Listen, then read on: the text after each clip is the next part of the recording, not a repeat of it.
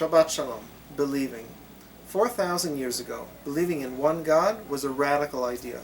Back then, everyone knew that there were many gods, and their lives revolved around trying to placate these various gods who were thought to act quite capriciously towards humans.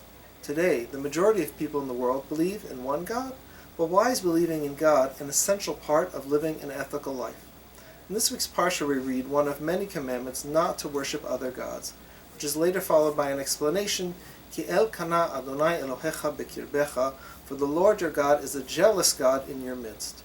Rabbi Judah Rosanis, a 17th century chief rabbi of the Ottoman Empire, comments that the use of the expression that God is within our midst in connection with God's jealousy about worshiping other gods is significant.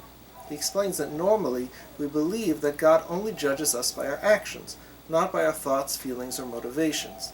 But believing in multiple gods that compete for our attention, or today not believing in God at all, are so potentially destructive that God does actually care about what we believe, and thus the strong language in the Torah.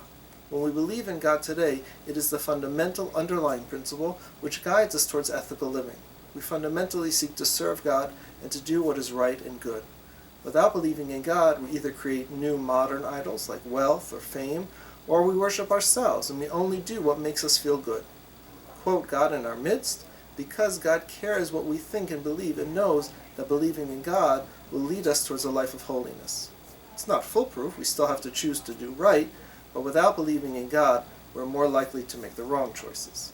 Look forward to seeing you in the Shabbat at TRZ, Friday night at 7:30 p.m., and Saturday morning at 9 a.m., when we'll be celebrating the second bar mitzvah of Phil Benjamin. Shabbat Shalom.